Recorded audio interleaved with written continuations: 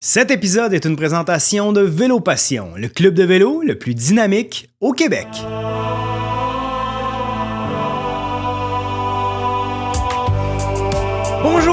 Bonjour et bienvenue à Encyclique, un podcast où nous donnons notre vérité sur tout ce qui touche de près ou de très loin au vélo. Je suis Jonathan Bérois. Et moi, Benoît Simard.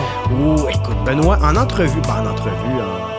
Benoît, en conférence, quand je fais des conférences, on me demande souvent c'est quoi mon pays préféré. Dans les questions à la fin, ça revient toujours. Et évidemment, cette question-là est très, très vaste. Hein. Ça peut être pour la culture, pour le vaste paysage. Comme le monde. Pour oui, chaque pays a le potentiel.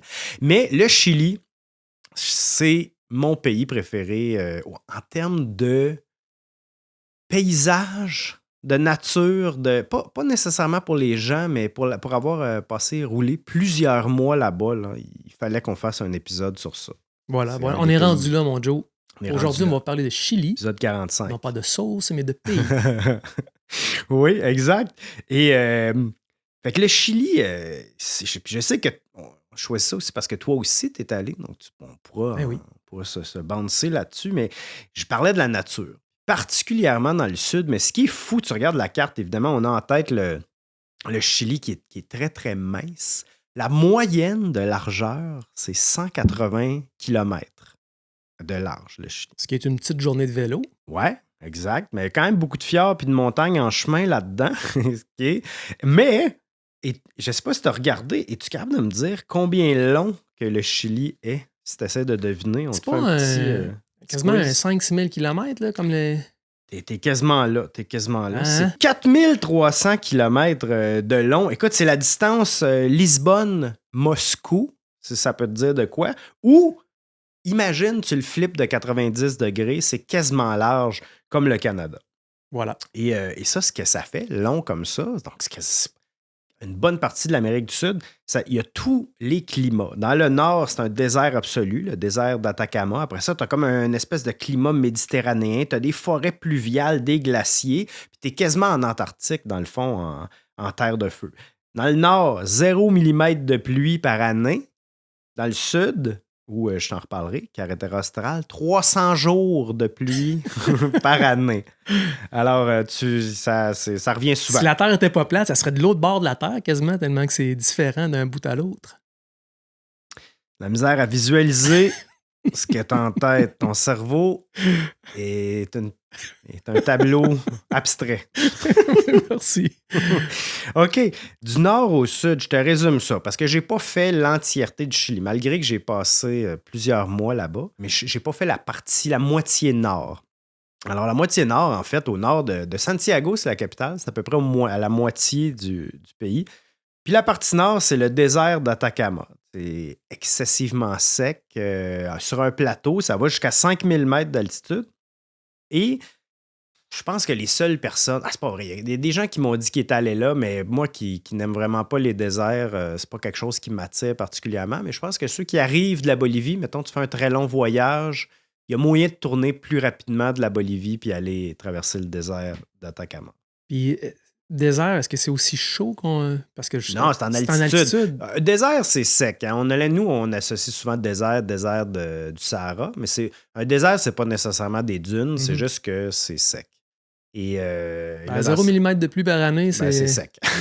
Ouais, puis en altitude, donc air sec, donc pas d'humidité dans l'air et super en altitude, ça fait que peut-être tu as déjà entendu parler qu'il y avait des très grands télescopes à cet endroit-là.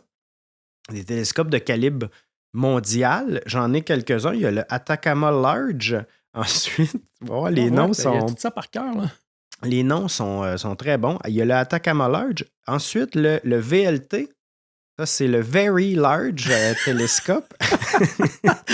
Et là, ils sont en train d'en construire un troisième. En faire un autre, Ben. Es-tu capable de le deviner? C'est le ELT. Very. Quasiment, t'es quasiment là. C'est le ELT. Extremely Large. C'est le Extremely Large Telescope. Tu l'as eu, mon chum. Puis tu parles des télescopes et du ciel là-bas. Une des choses qui m'avait marqué, puis je sais pas si c'était pareil pour toi, c'est pas les mêmes étoiles ici. Non, c'est vrai, c'est l'hémisphère sud. Donc, tu n'as pas l'étoile polaire et la Voie lactée est complètement différente. Vraiment, ça m'avait... Puis en plus que... on en reparlera plus tard, là, mais où est-ce que j'ai été, c'est plus au sud. Très, très rural. Il n'y avait pas de pollution lumineuse autour. Non, C'était mais c'est ça. extraordinaire. Ouais, exact. Pas de lumière. Ben, puis dépendant t'étais où, mais l'air sec aide vraiment beaucoup. Dans les déserts, là, c'est vraiment bon pour ça.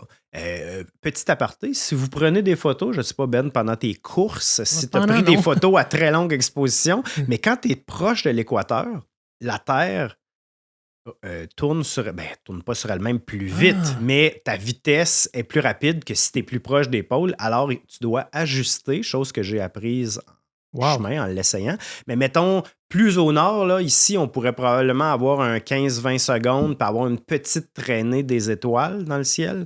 Tu fais ça à l'équateur, impossible. Là. Tu vas falloir que tu ailles, mettons, un 5, en bas de 10 secondes, assurément, pour voir la traînée des étoiles. Il faut que ça soit plus vite. Vous aurez appris ça aux encycliques. Ouais, ou ailleurs. C'est cool. C'est pas Moi, je l'ai appris ici. Ben oui. OK, je t'amène dans le sud maintenant parce que le Very Large Telescope, j'avais rencontré des gens qui travaillaient là, mais je n'y suis jamais allé. Alors, parlons de choses que j'ai vues de mes yeux. La Terre de Feu, Tierra del Fuego.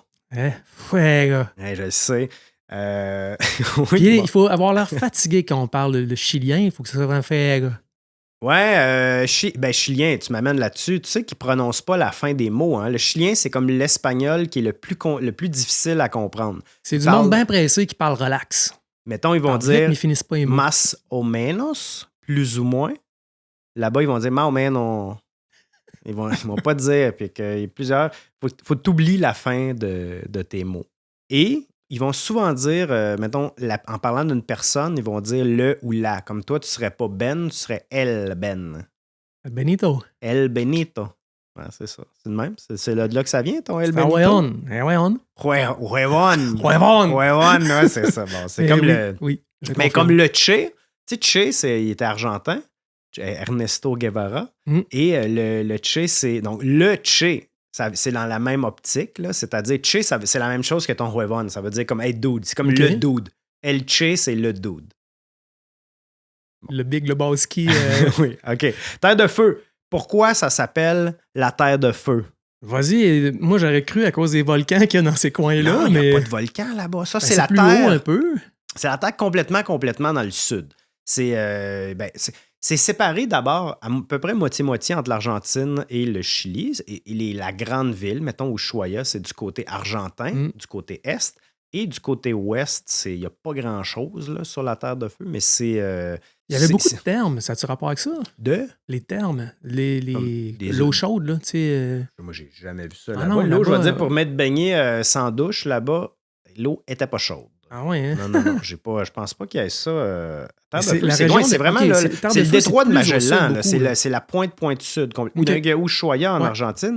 Et en 1520, quand Magellan faisait sa circumnavigation, son tour du monde en bateau, il a vu plusieurs feux par les Autochtones sur le bord, sur ce rivage-là de la terre, de cette terre qui n'avait pas de nom européen. Et lui appelait ça donc la terre des feux. Éventuellement, c'est devenu la terre de feu. Et j'en parle dans mon second livre, Histoire à dormir dehors, tome 2. Et la terre de feu, ça peut porter à confusion. Tu te dis, bon, il va faire chaud là-bas. Il fait tout le temps très froid, mais surtout, il y a des vents de la mort. Et je vais faire un lien avec ça de peut-être pas la meilleure destination à y aller en vélo, surtout quand tu pars du sud, en fait.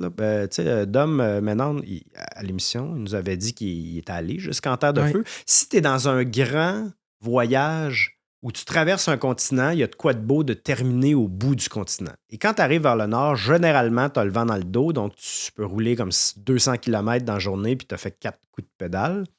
Le cas contraire, là, je marchais 3-4 km/h, puis ça me prenait tout mon dineros. C'est-à-dire tout mon petit change. Bravo. C'est un gag trilingue. Oui. Mais je me souviens aussi, tu nous avais parlé quand on avait rencontré Dominique, que lui avait tracé en ligne droite, toi tu t'étais promené en zigzag. Oui, mais ça c'est un peu plus haut dans le continent par contre, parce que la Terre de Feu, tu n'as pas tant d'options. Tu as comme un chemin, parce que c'est relativement récent là, que ça a été développé. Bon, il y avait, en fait, Ushuaia, ça c'est côté argentin, mais c'était une communauté pénitentiaire. Puis la raison des mettre là, c'est qu'il n'y a pas grand place. Même si tu te sauves de la ville, tu n'as nulle part où aller. Aujourd'hui, les gens qui vont là, donc c'est pour traverser le continent, mais aussi, quand tu peux, il y a un aéroport, un très petit aéroport, et puis c'est de là que tu pars pour faire, par exemple, les croisières en Antarctique. Il y a des pingouins là, que tu peux aller voir aussi, même sur la Terre de Feu. Et les vents, je te parlais 80-100 km/h dans une petite ville un peu plus au nord. J'étais arrivé dans un village, je voulais faire une petite ville, je voulais faire de la conversation avec la madame. Je dis, crème, le vent à 80 km/h d'en face aujourd'hui, hein, c'est pas facile. Puis elle comprenait pas, elle. C'était comme une journée tout à fait normale, là, comme si j'y avais dit aujourd'hui, le vent, il souffle à 5 km/h, pas évident. Fait qu'elle, mettons, il n'en parle pas en bas de 120-140, je pense. Mais ça, imagine, 80, là, ça, c'est le minimum, 24 heures par jour ou à peu près.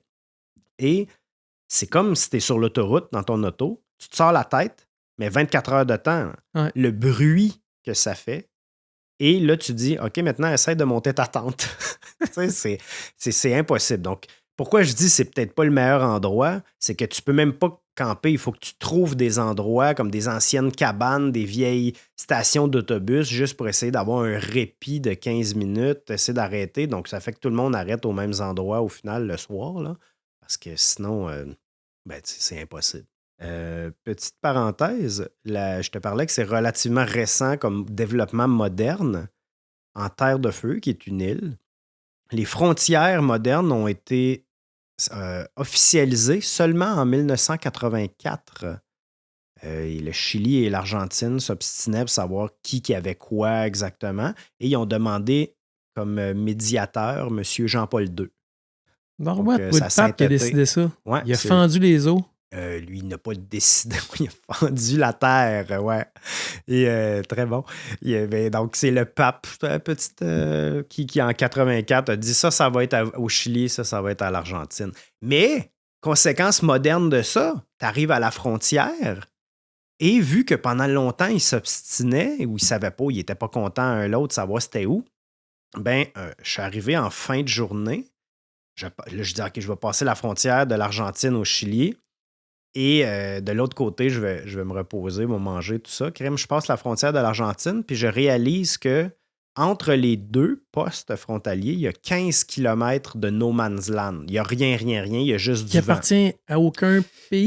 C'est-à-dire que la frontière doit probablement être quelque part dans le milieu de ça, la vraie frontière, mais les postes frontaliers, ils veulent pas se voir. Parce qu'ils ne s'aiment pas, historiquement. Fait qu'ils sont loin un de l'autre. Souvent, dans le monde, les postes frontaliers sont un à côté de l'autre. C'est comme tu as un bureau là, en haut de la montagne. Tu traverses dans l'autre pays. C'est le même édifice, puis tu clic-clac, c'est fini. Mais là, à quelques reprises, c'est arrivé comme ça. Mais ça, c'est un exemple frappant parce que 15 km avec un vent de face à comme 100 km/h, j'ai marché. Fait qu'il y a une chance que le soleil se couche comme à 11h, 11h30, minuit, là. Parce que ma journée, finalement, ne s'est pas terminée très, très rapidement. Le Chili, c'est un poste frontalier. Donc, le Chili, c'est comme une île au niveau de la faune et de la flore. Là, je pense que dans tes voyages, tu es juste arrivé en avion au Chili, n'est-ce pas? Oui. Tout le temps, soit à Temuco, soit à Santiago. C'est à Santiago, en fait. Là. Et donc, quand tu rentres par la frontière, c'est terrestre, c'est très différent. On a traversé une fois en Argentine pour aller faire un tour dans la Pampa. Ah ouais? Puis quand t'es revenu, est-ce que t'as remarqué qu'ils fouillaient tes légumes puis tes petites grenailles? Ça, j'avais réalisé assez rapidement qu'au Chili, ils ne niaisent pas avec les fruits. Moi, j'ai un ami qui avait été là-bas pour des championnats panaméricains, Matthew Hadley. Salut Matthew. Salut il écoute pas le podcast. Mais Matt, il a passé quasiment 6 ou 8 heures en interrogation à la douane, parce que dans son sac, il y avait un sac de raisin, genre. Ça m'amène... Oui, quand je te dis que le Chili, c'est comme une île, là, c'est très, très, très, très long. C'est pas un petit pays, mais la cordillère des Andes, où il n'y a pas de végétation en haut tellement que c'est long, ça, c'est le côté est. Dans le nord, il y a le désert. Dans l'ouest, il y a le Pacifique. Et dans le sud, même chose, là, un mélange de, mettons, désert, fjord et glacier et les Andes. Ça fait dire qu'ils ont une faune et une flore qui est assez unique au pays. Puis, comme tu dis... Ils protègent ça sérieusement. Ils niaisent pas du tout, là. J'ai jamais vu ça ailleurs, de vraiment là, fouiller tous tes sacs à fond. Puis là, c'est comme t'arrives avec ton petit... Comme un criminel, là. C'était... Mais non, mais... Je sais pas si tu te rappelles la couverture de mon livre 2, là, justement, dont je parlais, là, je suis en haut des montagnes, puis je mange une pomme sur la Oui. couverture. Oui. Et dans un espèce de paysage là, en haut des montagnes, pas de végétation. Mhm. Ça, c'est parce que je suis en haut des Andes, entre le Chili et l'Argentine, mais à un autre poste là, que j'ai traversé plus au nord. Et je sais que le poste du Chili s'en vient, alors je dois terminer tout ce que j'ai de fruits, légumes, grenailles.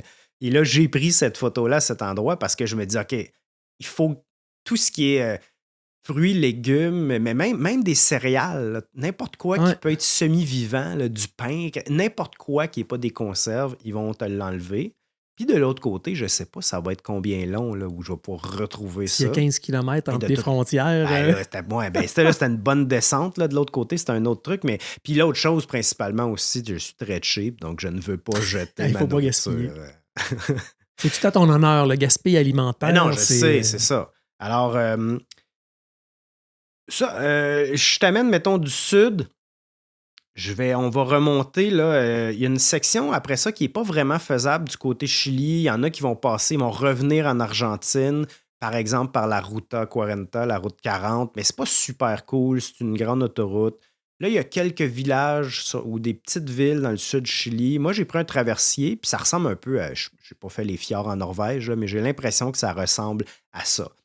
Glacier, des fjords. Tu peux prendre une espèce de bateau pour 2 jours à peu près là, pour une ville dans le sud et que tu remontes jusqu'au sud de la Carretera Austral. Parce que cette route mythique pour les cyclistes dans le monde, une des meilleures routes dans le monde pour le bikepacking, ben moi, je suis arrivé par ce bateau-là, donc du sud, mais Dominique, je crois qu'il nous avait raconté, en tout cas, il y a une vidéo aussi. L'autre option, c'est que tu repasses par l'Argentine, mais tu sais, un peu à pied à travers une espèce de sentier. Là, c'est comme pas clair, là, c'est un peu compliqué.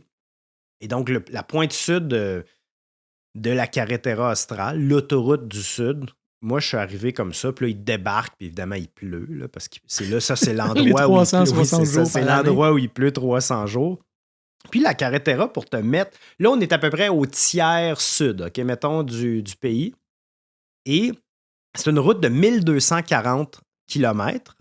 Encore là, relativement nouvelle parce qu'elle a seulement été construite à partir de 1976 avec le général Pinochet, là, qui était le dictateur chilien à ce moment-là. Il y a 10 000 soldats et 10 000 travailleurs civils qui ont construit pendant plusieurs années cette route-là, qui n'est pas encore terminée. C'est-à-dire que quand je l'avais faite il y a quelques années, la moitié est encore pas pavée.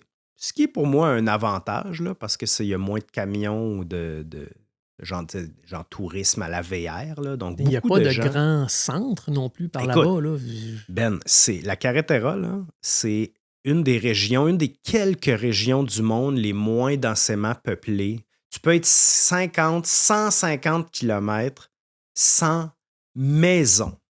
Je te parle même pas. Puis là, tu vas voir comme à un moment donné une chèvre, là, une fois ou 2 jours, puis là, tu vas voir le gaucho en cheval en arrière. J'avais vu un moment donné un enfant, il avait genre 6 ans, il était sur son cheval, mais il ne touchait même pas les étriers.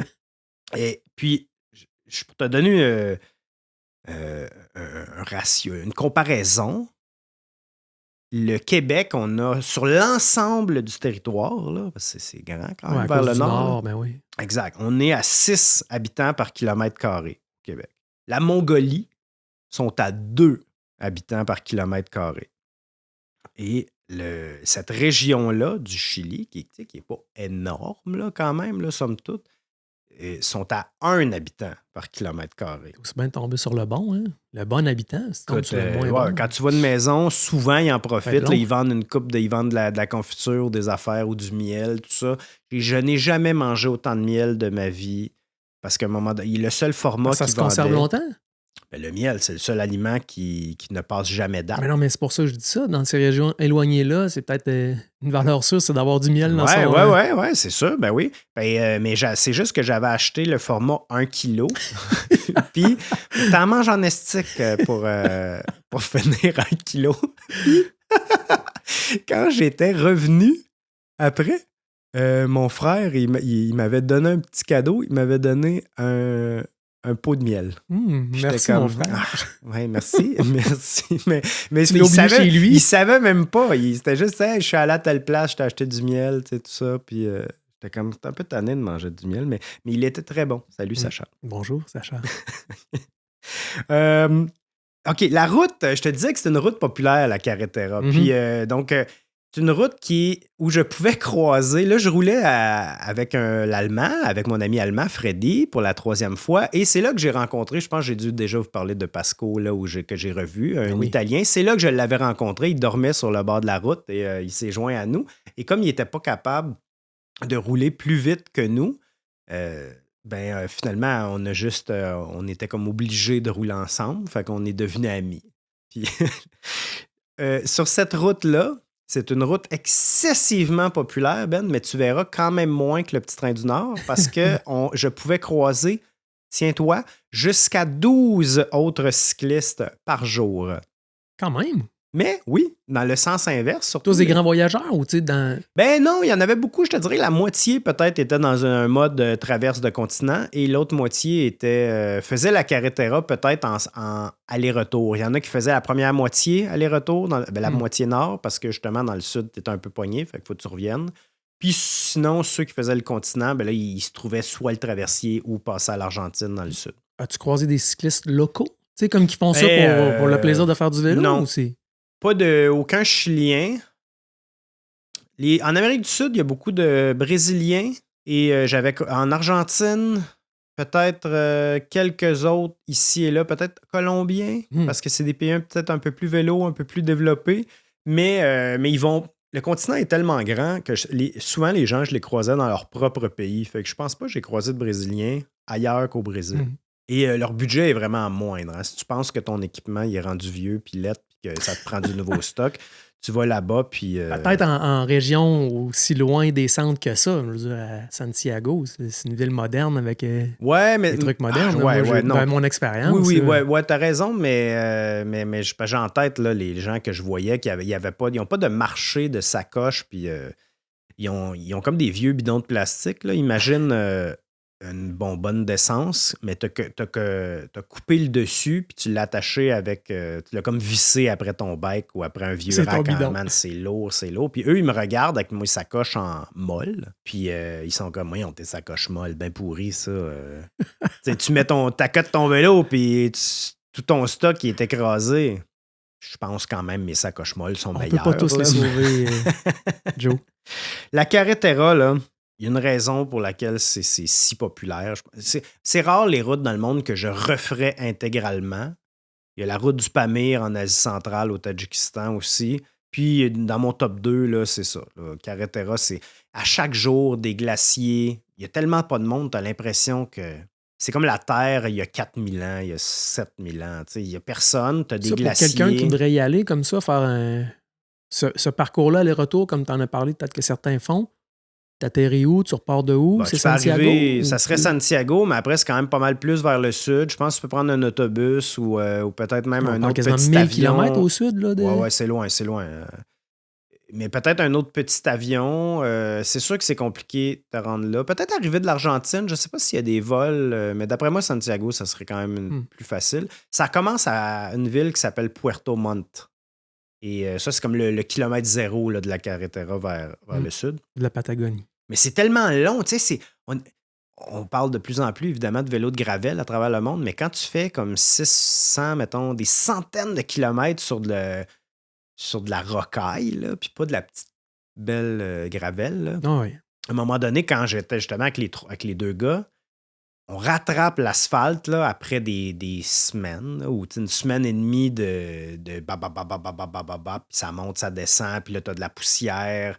Puis là, on retouche l'asphalte. Mon Pasco, l'Italien, il arrête le bike, il se couche à terre, il embrasse l'asphalte. Non, mais tu sais, quand tu fais, mettons, 10 jours de roche, puis là, quand tu touches l'asphalte, c'est fou la différence de vitesse que tu as. Là. C'est tellement plus vite, tellement plus doux. Tu vois ça, pour ceux qui ont déjà eu des broches, là, c'est comme le jour que tu enlèves tes broches puis tu te passes la langue sur les palettes. Ah ouais? Mais toi, tu as eu des broches? Eh oui. Ce sourire parfait n'était pas... il vient pas du bon Dieu. Ben non, c'est vrai. Un peu, ouais. Ah, OK, intéressant. Pause pub. Rarement ai-je été aussi bien reçu. C'est ce que j'ai écrit dans Vélo Mag sur Vélo Passion, un club sur route qui est présentement en période d'inscription jusqu'au 24 avril. Ils ont un minimum de 3 sorties par semaine, les mardis, samedis et dimanches, ce qui totalise pas moins de 70 entraînements et randonnées pendant la saison. Vélo Passion roule surtout dans les Basses-Laurentides, mais aussi dans toutes les régions autour de Montréal, jusqu'en Estrie et en Ontario, sans compter quelques voyages, des sorties gourmandes, une épluchette et même un beach party. Ça ne coûte que 80$ pour devenir membre et ça inclut une formation sur mieux rouler en peloton, formation à laquelle j'ai assisté et où j'ai surprenamment appris pas mal de choses. Pour en savoir plus sur cette combinaison de défis sportifs et de plaisir qu'on retrouve chez Vélo Passion, visez la réunion d'ouverture gratuite du 29 mars à Mirabel ou rendez-vous au vélopassion.ca.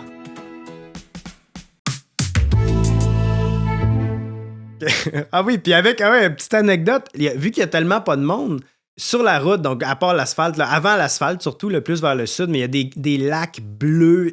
Imagine les Rocheuses, mais avec personne, puis avec un chemin en ligne droite, mais des lacs bleus, des glaciers, des endroits à pu finir pour camper. Là, il y a plus de vent à cet endroit-là. Là, il pleut souvent, mais c'est pas à journée longue. Puis la température, c'est quand même bien.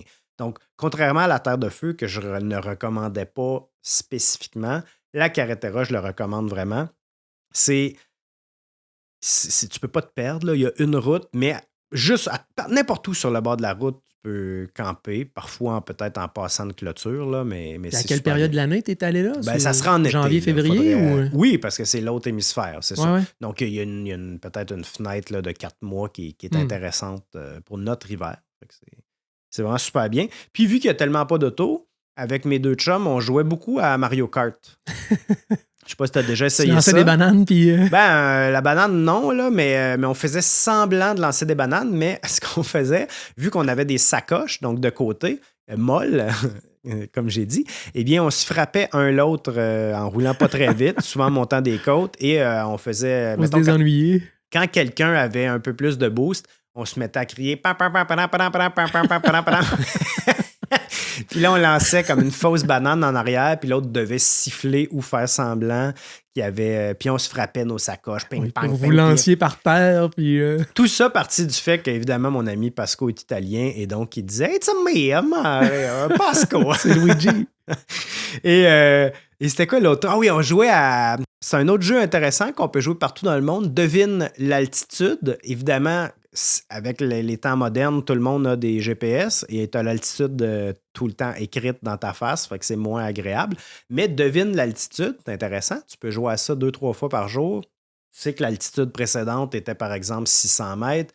Il me semble qu'on a descendu pas mal. Là, moi, je dis, OK, puis là, les trois, on dit, OK, je pense que c'est 433, nanana. Et le gagnant gagne une barre de chocolat. Ah, ben ouais, il y a un sacré prix. Alors, tenez-vous là pour dire, chers amis, si vous faites entre Saint-Jérôme et Mont-Laurier, vous pouvez jouer à parier sur quelle altitude on est. Le plus haut, c'est vers Sainte-Agathe, hein, je pense. Bon, OK, c'est dit. Un autre aparté, quand tu t'arrives, donc encore là, il y a les fjords, les montagnes. Tu es comme entre deux chaînes de montagnes. Ça, c'est le continent américain au complet. Tu sais qu'il y a comme les Rocheuses à l'est et tu as la chaîne. Tu as deux cordillères. Tu as la cordillère du Pacifique et la cordillère des Andes ou ensuite des Rocheuses. Et donc, souvent, tu es dans une vallée. Par exemple, Santiago est dans une vallée entre ces deux chaînes de montagnes-là. Et là, quand tu arrives un peu plus vers le nord de la Carretera, vers la fin, là, on est complètement vers le Pacifique. On est sur le bord de l'eau. À un moment donné, j'arrête sur le bord. Il y a des millions de moules. C'est comme sur de la roche, un peu de sable. Et là, à marée basse, donc, il y a comme des moules. C'est fou raide. Et là, à ce moment-là, dans ma vie, moi, Pasco, Freddy, on en avait déjà mangé des moules. Mais personne de nous trois, on n'en avait jamais préparé nous-mêmes. Alors moi, j'ai été mis en charge par les deux autres parce que je parle français. Ben oui, fait que la cuisine, ça te connaît? Ben c'est ça. Dans les trois, alors que tu sais, dans les trois, c'est moi, selon ce critère, qui devait savoir. Et on en a ramassé, ça a pris 4 secondes. On a rempli ça, on faisait bouillir. Et là, il y en a quelques-unes qui n'étaient pas ouvertes. Et là, on ne savait pas quoi faire avec ça. Fait que les 2 autres m'ont dit, on les ouvre avec un couteau. Ouais, on les ouvre avec un couteau. Et finalement, Freddy vomit toute la nuit. Puis à chaque fois, il s'est levé. C'est un petit truc pour ça aussi, Ben, pour toi, pour les auditeurs. Ben oui. Quand tu es Ne malade, mangez pas de moule. plus qu'une fois dans la nuit, il faut que tu ailles puis que tu n'as pas beaucoup de lumière, tu passes dans 4 directions différentes. Fait que tu vas au nord de ta tente, au sud de ta tente, les 4 points cardinaux. Rendu à la 5e fois, tu espères que la nuit est finie, parce que sinon, il faut que tu ailles au nord-est. Puis là, ça devient plus compliqué. Donc, il était malade des moules. Ouais, mais pas vous. Lui, non, nous, on était corrects. Puis Freddy, parce que vous n'aviez pas mangé? Non, on a mangé en masse, mais je sais pas, peut-être que vu que je parle français, ça m'avait protégé. Puis tu sais, italien, quasiment français. Presque. Ils font de la bonne cuisine, fait que c'est correct. Puis le lendemain, on continue, puis Freddy, il était mal. Puis là, on arrive dans un village où il y avait des empanadas. Puis il y en avait aux fruits de mer. Fait qu'évidemment, Pasco et moi, on a commandé que celle-là.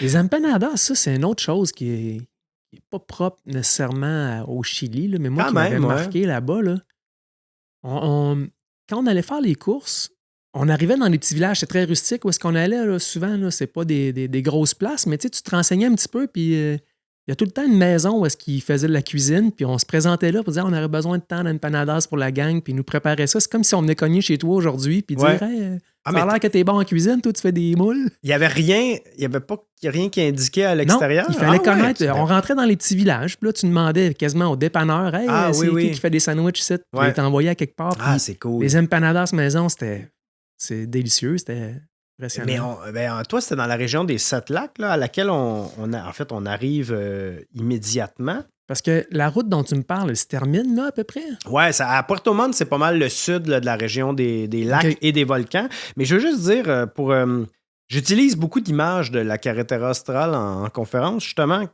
pour montrer que c'est les excuses là, ou les obstacles, c'est souvent ceux qu'on s'impose. Parce que justement, vu qu'il y a plus de cyclistes, sur la Carretera, j'ai vu des filles seules, des familles avec des enfants très, très jeunes, là, comme 5, 7, 9 ans, des personnes plus âgées, puis là, je te parle 60, 70 et plus, des personnes sans aucun budget. Fait que souvent, si on se dit « Ah, je peux pas faire ça, un voyage seul, un voyage avec des enfants, ou j'ai pas l'équipement », il y en a qui le font, puis qui le font très bien. Puis ça, c'est un endroit où je l'ai remarqué, mais un endroit où Puerto Montt, qui serait la partie nord, mais aussi la partie sud des 7 lacs. Ça, c'est ce que j'appelle des volcans photogéniques. Hein? Puis ça, c'est là que tu es allé faire tes courses. On a roulé au Chosuenco, le Villarrica, des places comme ça. C'est Il y a une étape que ce qu'on faisait, puis là, on partait. Nous autres, c'est une réserve écologique, là, Huilo. C'est comme... Pas Bilo, non? Non, Bilo, c'est une autre place, mais c'est... Bio, c'est une autre région. C'est une autre chose. Mais dans une des étapes, entre autres, on pouvait voir 7 volcans. Au sommet d'une des montées que tu faisais, tu pouvais faire le tour et voir 7 volcans en même temps. Puis il y en a qui sont encore en activité dans ce coin-là. Oui. Puis ils ont le dessus blanc. Oui, enneigé. C'est malade. Tu t'imagines un volcan dessiné par un enfant de 5 ans, puis c'est ça. Exact. Avec le lac en avant, le volcan qui se réfléchit dans l'eau. Et ça, j'ai roulé sur des champs de lave. Quoi? Refroidis, évidemment. Mais tu sais, j'ai roulé au Villarrica, c'est ça. Il y avait une étape que c'était un contre-la-montre qui, essentiellement, ça grimpait jusqu'à la base du volcan. C'était quoi ces courses-là? Tu es allé comme 6-7 fois, mais c'était une course que tu allais à chaque année? En fait, ça s'appelle, et ça existe encore. Ça a débuté, je pense, aux alentours de 2010, peut-être, cette course-là. Puis c'est encore aujourd'hui. Ils n'ont pas terminé. Ils n'ont pas fini. C'est long comme course. Mais il y a encore des éditions qui se passent maintenant. Puis c'est des courses à étapes. Ça s'appelle le Trans-Ande. OK. Bike Challenge, peu importe. Mais c'est donc, ça traverse un peu là-dedans. Puis tu vois, c'était, dépendamment des années, il y avait 5 ou 6 étapes. On pouvait parcourir 400-500 km. Là, il y avait du dénivelé pour se gâter. Vélo de montagne. Oui. Tu avais des doubles suspensions? Oui, absolument. Oui, c'est du vrai. Puis ça se développait. Hein. Au début des années 2010, il commençait, je pense, à développer le tourisme d'aventure là-bas. Donc, le vélo de montagne, c'est vraiment tout le kayak, des trucs comme ça. Il y a des lacs, tu parlais les 7 lacs, ça s'appelle pas comme ça pour rien. Là. Les chutes extraordinaires, la couleur de l'eau que tu parlais, c'est incroyable. Puis Je pense que ce qui m'a marqué le plus, c'est ça, les forêts là-bas, les arbres. Puis en plus, je sais pas si toi, ça t'a aussi impressionné, là. Oui, mais est-ce que. En fait, peut-être un côté négatif à ça. OK. Mais vas-y avec tes arbres. Est-ce que tu Mais- parles de pin et d'eucalyptus? Oui, l'araucania, Bon. c'est vraiment...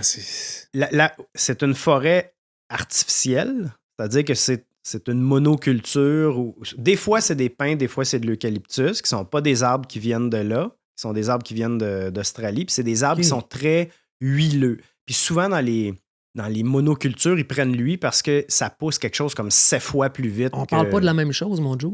Je te parle vraiment, leur arbre emblématique au Chili, entre autres, c'est l'araucania.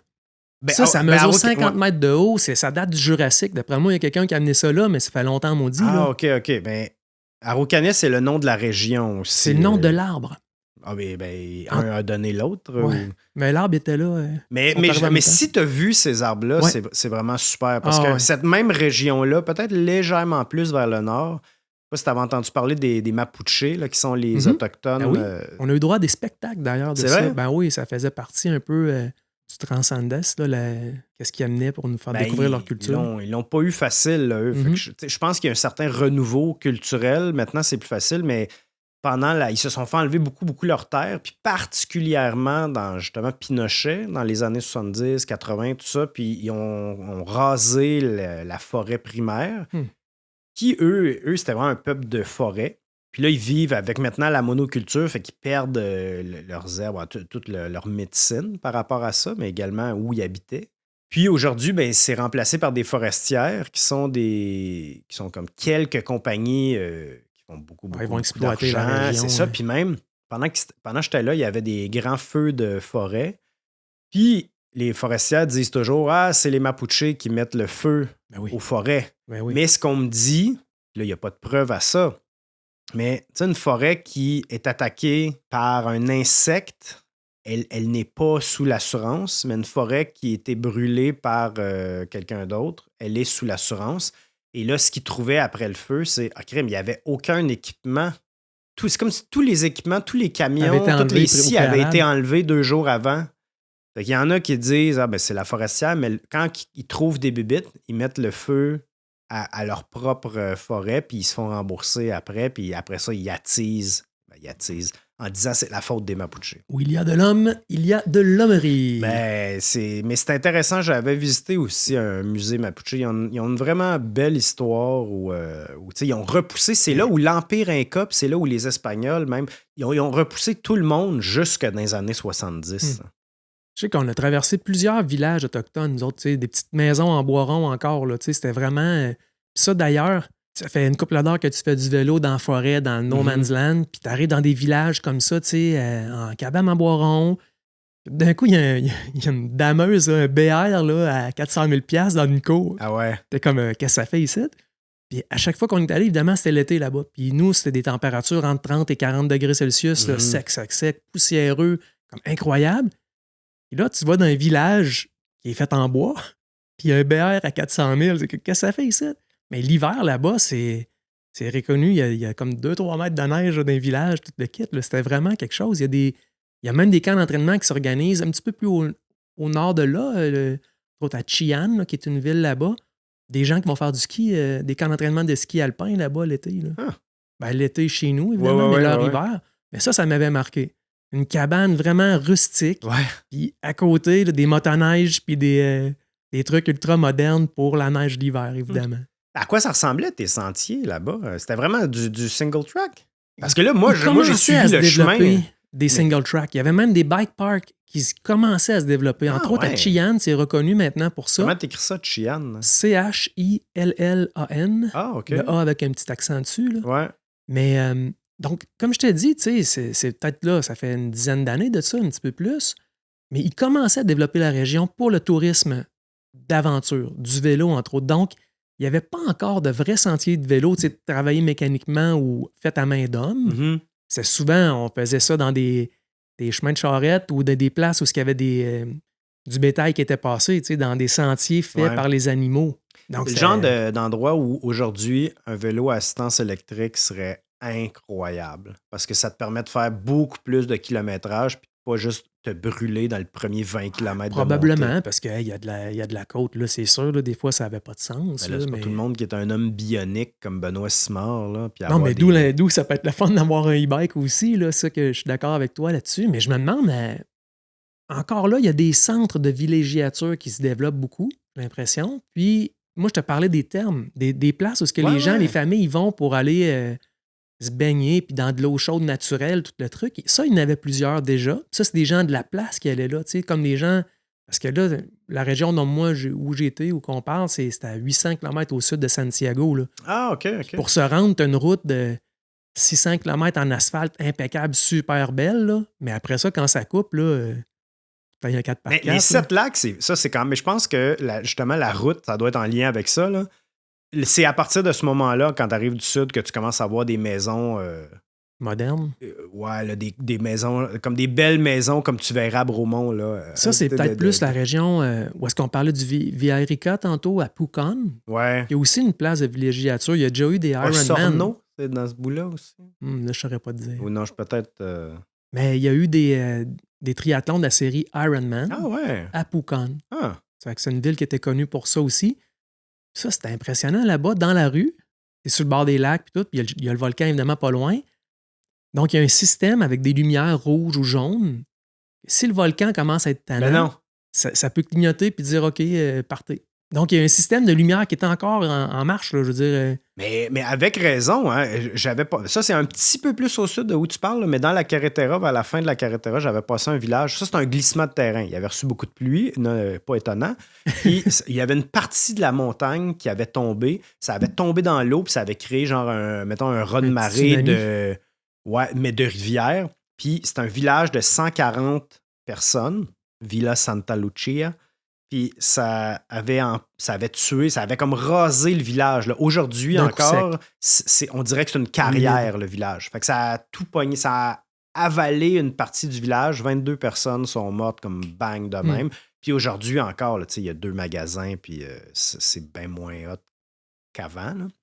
Puis un peu plus au nord, justement, dans cette région-là des volcans, là, t'as... au début, mettons vers le sud, là, t'as un volcan qui avait explosé et c'est loin, là, mais ils voyaient les cendres. Ça a affecté les vols à Buenos Aires, qui est comme je ne sais pas combien de milliers de kilomètres vers l'est, parce que le vent souffle dans cette direction-là. Puis ça aussi, ça avait rasé un village en 2. Ça a changé le cours de la rivière. Puis là, il est rendu comme, OK, la rivière passe maintenant ici, là, dans le village. Puis là, je pense, ça, il l'avait su d'avance, là. Ça, le volcan... Il y a des signes avant... Oui, contrairement au glissement de terrain, le volcan, il savait, OK, faudrait que dans 2 jours, il n'y ait plus personne ici. Ils ont évacué. Fait que là, il y en a beaucoup qui avaient perdu leur maison, mais je pense pas qu'il y avait eu de mort à en tout cas, à Pucón, ils sont prêts. Si jamais ça arrive, les lumières vont flasher. C'est fou, hein? Et avais-tu bien performé dans ces courses-là? Quand même, oui. Est-ce qu'il parle encore d'El Benito là-bas?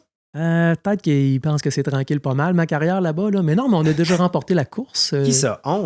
C'était une course en équipe. Oh! Ça, c'est intéressant. Moi, j'ai tout le temps fait en équipe. Est-ce que c'est comme au golf quand tu joues meilleure balle? C'est-à-dire que toi puis moi, on roule ensemble. C'est le temps du deuxième qui compte. Il faut qu'on soit ensemble. Ah, c'est vrai? Ah, OK. Fait que c'est moins bonne balle. Oui, c'est ça. C'est la moins bonne balle qui compte. Ah, OK. Mais je veux dire, on travaille en équipe. On est tout le temps ensemble. Là. Mais donc, c'est là que j'avais participé avec Matthew Hadley, justement. Puis ça, on l'a gagné. Puis Matthew, comment tu le connais? C'est un gars qui était champion au Canada. Oui, c'est un Canadien qui maintenant il habite à Canmore. Puis, on s'était rencontrés. Ça fait des années qu'on se connaît dans les courses de vélo ici au Canada d'abord. Puis après ça, je l'avais invité à être mon teammate pour le Trans-Ande. Super course. Bon. Mais là, tu es allé... Pourquoi tu l'as refait 6 fois? La même course ou parce que tu es invité, parce que tu fais bien. OK. Puis, oui, c'est ça. On avait pourquoi qu'à chaque fois que tu dis que tu fais bien dans une course, tu fais un petit rire nerveux? Je sais pas. Parce que... Bien faire, là, c'est philosophiquement quelque chose de... Mais sérieusement, regarde, oui, on a gagné la course une couple de fois, on a participé, fait qu'on était invité par l'organisation. Okay. Ça paraît bien. Il y avait plusieurs pays qui étaient là-bas. Il y avait quasiment, je pense qu'il y avait quasiment 13 pays qui étaient représentés à cette course-là. Donc, tu sais, c'était assez international aussi. Et c'est ça, mais super place. Je veux dire rien. Je suis encore émerveillé, Jonathan. Émerveillé par quoi? Le paysage, les gens là-bas. Hey, le party de fin de course, les asados, Ah ouais, les barbecues. ils niaisent pas avec ça, les autres là. Mais là. ça, ce qui est drôle, c'est que dans chaque pays d'Amérique du Sud, ils l'appellent un nom. Mettons, je pense qu'ils vont l'appeler ça en Argentine, la parricha, là, OK. avec un double L, mais donc asado, il y aurait ça, je sais plus c'est quoi au Brésil, c'est un autre truc. Mais à le chaque asado, fois, je te peux te garantir qu'au Chili, le asado, là, quand ils le mettent en croix, là, l'agneau, ben, le bœuf, là, oui, mais tu sais, c'est tout le temps la même chose. Là. Il n'y a pas de, là, patates, tu il n'y refais a pas de le monde, légumes, là, il n'y c'est a de pas la de viande. salade. Il faut c'est pas que tu juste sois de la viande. végétarien. Ouais. Moi, à un moment donné, j'avais dit, hey, juste pour savoir, j'avais dit juste pour savoir comment, mettons, mon appétit, là, gérer mon appétit, est-ce qu'il va y avoir d'autres choses que de la viande? D'autres choses. Non, mais non, attends. Je dis, est-ce qu'il va y avoir, parce que tu sais, viande et bœuf, ça peut être le même mot là, en espagnol, là, c'est la carne. Fait que là, je dis, est-ce qu'il va y avoir d'autres choses que carne?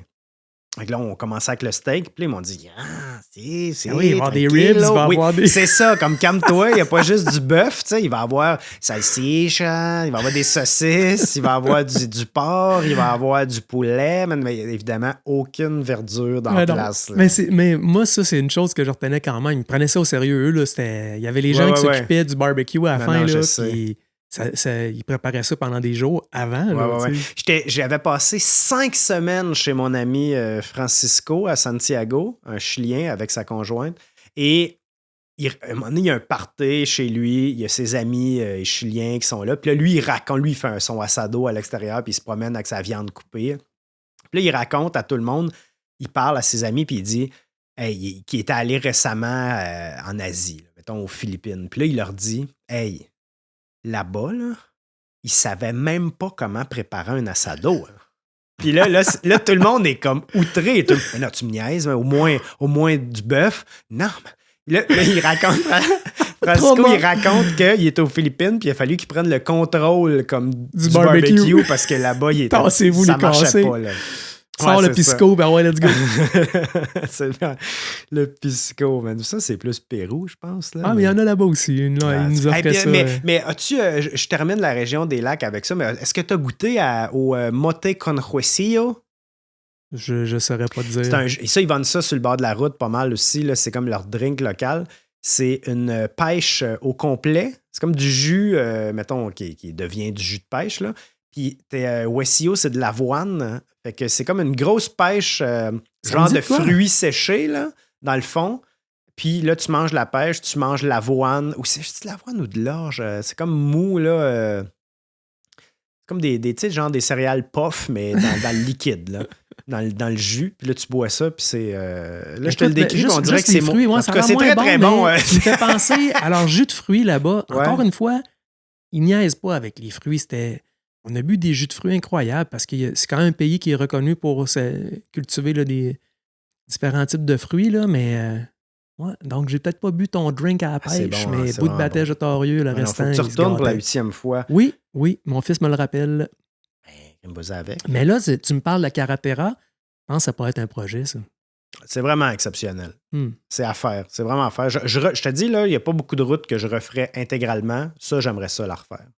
Pour aimer le camping, par contre. Oui, mais encore là, moi, ça m'avait fait triper ce pays-là parce que tout me semblait favorable au camping, à être dehors. Écoute, moi, quand j'y allais en janvier, pas de mouches, pas de... Il n'y a pas de bébite. Ouais, t'étais chanceux. Là. Il y a un endroit de la Carretera, je pense que j'étais dans les 2 semaines de l'année où il y avait des mouches grosses comme des colibris. Là, okay. C'est un truc spécifique qui... Après, j'avais fait une recherche. Parce que c'est plus au nord, Joe? Je pense que oui, mais il y a aussi, c'est comme, mettons, si tu visites les Laurentides, ben, tu sais, l'Abitibi en mai, juin versus août, septembre, là, ça sera pas la même chose. Mais pas de serpents venimeux, pas rien. Tu peux faire du camping partout. Ouais, c'est vrai. Ça avait vraiment l'air, tu sais, agréable pour ça. Moi, ça m'a donné le goût d'y retourner pour ça. Tu te loues un petit VR à la limite ou tu sais, puis tu peux te promener à bien des endroits là-bas. Ouais, si tu fais du vélo de montagne, il y a beaucoup parce qu'évidemment, avec bikepacking, tu suis la Carretera, mais après ça, tu as des sentiers, là, gauche-droite, que tu peux partir, puis là, tu es perdu. Hein. Les rivières, les chutes, toutes les petites criques. Là, tu es à 0.01 habitants par kilomètre carré. Là, t'as pas grand monde. Tu as des gros lacs, hein? Le 2e plus gros lac d'Amérique du Sud, il est dans la Carretera aussi. Okay. Il est à moitié Argentine, moitié Chili. Vraiment, c'est magnifique. C'est magnifique. Ça nous amène plus ou moins vers Santiago, qui est à peu près la moitié, qui est la capitale. pas tes souvenirs de ça, mais capitale assez moderne. C'est ultra C'est moderne. vraiment C'est beau, c'est intéressant, c'est développé. dense. Ils sont tous là, les habitants par kilomètre. Ouais, quand même, mais ça peut être, je sais pas si tu as remarqué le smog, hein, plutôt je parlais que c'est vraiment entre deux chaînes de montagnes, quand même assez haut, puis l'humidité reste prise dans cette espèce de bol-là, puis ça s'accumule, ça s'accumule. Puis à un moment donné, quand il pleut, là, tu as comme 3 jours de ciel. Mais quand tu es dans la ville, tu le remarques pas. Puis avec Francisco, justement, mon hôte, on était allé marcher les Andes, là, c'est fou, là. Tu as la cordillère des Andes à 20 km à Oh côté, oui. hein. Ben nous, en Incluant du vélo, on ski. partait, Joe, puis t'étais downtown. 20 minutes de vélo, t'étais Ouais. dans une montagne Ben non, incroyable c'est ça, que tu te Il y a serais des pas douté montagnes que... qui culminent à 6-7 000 mètres Mhm. d'altitude quasiment, là. Puis ça, bon, t'es collé dans la ville, là. C'est comme aller monter le Mont-Royal quasiment, là. Ouais. T'es collé là, puis là, on monte à pied, pas tant de mètres que ça, là. Puis là, à un moment donné, t'es en haut du smog, puis là, tu fais comme « Oh, shit, OK, Il y avait un smog. Crime, tu le vois, là, tu vois. Là. Quand t'es dedans, tu le réalises pas tant. Quand t'es en haut, tu fais comme « Ah ouais, c'est ça qu'on respire tout le temps, là. » Fait que je pense qu'à la longue, c'est sûr que ça doit pas être génialissime, là. Autre chose qui m'avait un peu marqué aussi, ben là, encore plus au sud, pas en ville nécessairement, mais la quantité de feu que les gens font, Ah? qu'ils brûlent leur vidange.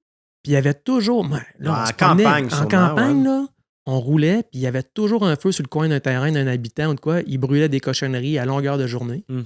Ça m'avait traumatisé un peu parce Quand que, même, tu sais, hein? on revenait, nous autres, au Canada ou dans la Ouais. région de Montréal, où est-ce que là, tu sais, on se faisait chicaner pour pas faire de feu de foyer parce que ça créait un smog, tout Ouais. ça. Alors que là-bas, tous les jours, on voyait des quantités incroyables de feux, de gens qui font brûler leurs poubelles parce que, écoute, Ouais. c'est le même que ça marche là-bas. Ils n'ont pas le choix, j'imagine aussi, là, mais... Ben, tant mieux s'ils brûlent, parce que certains endroits au Chili, pas la Carretera parce qu'il n'y a pas assez de monde, là, mais les endroits, mettons, si j'ai vu ça, cette lac est un peu plus au nord, là, où tu dis cet endroit-là est magnifique pour le camping. Tu as un petit boisé ouvert, tu as une rivière, tu as une petite chute, ben ça va être plein de Donc. déchets. Ouais, c'est ça. Parce que les gens, ils vont là parce que c'est beau, puis ils ramènent pas leur stock. Ouais. À chaque jour, je ramassais quasiment partout dans le monde. Tu sais, je dis souvent, le monde, c'est un dépotoir, là, mais à chaque endroit où je campe, je ramasse au moins un gros sac d'épicerie, là, quand c'est encore disponible, mais sinon n'importe quoi, là, un sac à déchets de vidange. Puis là, je l'amène avec moi jusqu'au prochain endroit, mais ça ne veut pas dire que le prochain endroit, Il va y avoir une poubelle. il y a un système de collection qui est efficace non plus. Ça se peut qu'ils le prennent et qu'ils fassent juste aller le remettre quelque part d'autre dans les montagnes aussi, là. Il y a un autre cycliste qui repart avec dans l'autre direction. Mais, ouais. Tu sais, c'est facile de juger, là, parce que nous, en tout cas, c'est pas non plus. Puis, souvent, le Canada, on va l'envoyer même dans d'autres pays, là. Tu sais, des histoires de recyclage, de mettre ça sur des barges, puis tout ça, puis de quelqu'un d'autre va s'en occuper, là. Mais même les déchets, si on sait pas, ça s'en va où, là, non plus, là. Fait que c'est juste, j'avais lu là-dessus il y a quelques années, puis il y a des pays que tu dis, même si on leur envoie notre vieux camion à déchets, les routes sont trop petites, ils sont pas assez fortes suffisamment pour tenir ces gros camions-là. Fait que non seulement ils n'ont pas de dépotoir organisé, mais même un camion, ça ne marcherait pas. Il n'est pas capable de tourner le coin, il n'est pas capable de monter la côte. C'est pas asphalté, la fondation du chemin ne marche pas. Fait qu'ils font quoi avec ça? Ouais. Mais les routes, justement, là-bas, une autre anecdote, c'est le royaume du Hilux. Ah, le Toyota? Hein? Le Toyota type Tacoma, là, mais là-bas, c'est le un F-150 de la majorité Puis, du monde. Moi, encore une fois, t'es dans des routes perdues nulle part. Que c'est... Là, tu vois son 5 dans une Mazda, quelque chose, un petit char dans le milieu de la forêt en train de faire du 4x4, alors que c'est le royaume du Hilux. Ouais. Mais ça aussi, c'était un trauma assez important de se promener et voir comment une chevette, ça peut passer n'importe où. Eux autres, ils l'ont testé, je peux te le garantir. Ouais, vraiment. Hein? Ils n'ont pas juste des belles routes. Santiago, il y a beaucoup de vin dans cette région-là, au nord. Tu sais, les endroits qui apparaissent peut-être un peu plus désertiques, souvent c'est là, ou en tout cas arides, peut-être pas désertiques, mais arides. T'as comme un côté de la route que c'est du sable, puis l'autre côté que c'est le vignoble. Ouais, c'est ça. Et proche de là, aussi intéressant, il y a moyen de faire du beau vélo juste autour de Santiago. J'avais fait des boucles vers Viña del Mar, vers Valparaiso, qui est qui est un port sur le bord du Pacifique, qui aujourd'hui qui est une ville très culturelle, super intéressante, mais historiquement qui était un port ultra important sur le bord du Pacifique. Et les Européens ou même à la limite les Américains de la côte Est prenaient un bateau, et allait tourner autour là, dans le détroit de Magellan, complètement vers le sud. Ça, c'est avant le canal de Panama, qui est relativement récent, hein? 1914, le canal de Panama. Mais avant ça, il faisait le tour du continent. Donc, en Amérique du Sud, il y avait beaucoup de ports comme ça sur le bord de la côte, sur le Pacifique, où les bateaux arrêtaient. Puis apparemment que Valparaiso, c'était tellement beau que beaucoup d'Européens qui s'en allaient vivre, par exemple en Californie, des Allemands, des Italiens, des Anglais, ben, ils arrêtaient, ils débarquaient à Valparaiso et disaient « Ah, moi, ça finit ici ». Il y a une immigration, il y a une grande... c'est très multiculturel encore aujourd'hui. Et peut-être un mot pour dire je parlais de mon certain passage de frontières que j'ai fait. Puis toi, je ne sais pas c'était où que tu étais passé vers l'Argentine, mais pas comme Canada, États-Unis, là, où tu peux passer. Moi, c'était un poste partout, vraiment dans Pampa. Là. C'était nulle part. Là. Tu faisais 100 km d'auto, tu arrivais à un poste, puis tu refaisais quasiment 100 km d'auto de l'autre bord pour avoir quelque chose. Mais c'est ça, c'est que dans le sens, quand tu regardes la longue frontière Argentine-Chili, c'est des milliers de kilomètres, il y a comme 6 ou 8 passages frontaliers. Là. Mettons, il y en a un qui a de la neige, là, ben, le prochain, il est à 500 km au nord. Puis, ce qui est fou, là, j'attendais à un moment donné à Santiago pour aller vers l'est, aller vers Buenos Aires éventuellement. Mais c'est principalement vers Mendoza, donc en Argentine, grande ville, région productrice aussi de vin. Mais là, ça peut être... Le chemin, là, il est en haut de 4000 mètres ou à peu près. Puis il est bloqué, il peut être bloqué même printemps-automne là, pendant une semaine de temps. Parce qu'il y a de la neige, il y a de la glace, puis là, les camions se parquent là, ils attendent une semaine, puis là, il y a comme quelqu'un qui va leur vendre de la bouffe ou de l'eau, puis ils attendent que ça Ils n'ont pas le choix. Ouais, wow. C'est fou. Puis là, mais c'est l'affaire, imagine, la cordillère des Andes, c'est que il y a toujours la pensée de on veut faire un tunnel qui est plus bas en altitude, mais si on fait le tunnel plus bas, il va être 40 km de long au lieu d'être 2 km de long. Là. Fait que c'est comme l'avantage, l'inconvénient de dire il y en a un, le tunnel. Puis même là, le tunnel qu'il y a présentement, il est plus bas qu'avant. Ou moi, je ne pouvais pas le prendre en vélo. Je suis passé à comme 4700 mètres, mais c'est 60 virages de plus, pas pavés, pour aller prendre le col plus haut, vraiment en vélo, là, le col des Los Libertadores, qui est absolument fantastique, mais tu ne peux pas imaginer des autos passer par là. Ça n'a pas de sens. Parce qu'en plus, c'est pas pavé. C'est du sable, puis de la roche. Le vent, le froid, 4700 mètres. T'as pas, ça, c'est supposé être un chemin qui est utilisable à l'année longue, là, mais évidemment, c'est pas le cas. Là. À l'année longue, mais pas tous les jours. À peu près ça. Puis on parlait des monts de ski, mais il y a beaucoup de monts de ski autour de Santiago. Il y a la Concagua qui est proche qui est sur ce chemin-là. Justement, tu passes devant le plus haut mont de l'Amérique du Sud, ainsi que tu vois une petite pancarte où ça dit que c'était la fin, la limite sud de l'Empire des Incas aussi. Et je termine avec peut-être une petite chose, Ben, qui était très cool au Chili. Les chiens. Les chiens sont gras, sont gentils, sont doux. Et ça, c'est parce que... On connaît ton amour des chiens. Hein? Écoute, moi, j'étais couché à terre. Je ne peux pas dire que je n'ai pas attrapé de puce.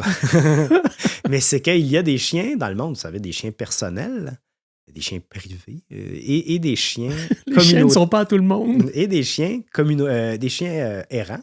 Mais entre les deux, au Chili, il y a des chiens communautaires. Et ça, c'est des chiens qui dont toute une communauté, un village s'occupe.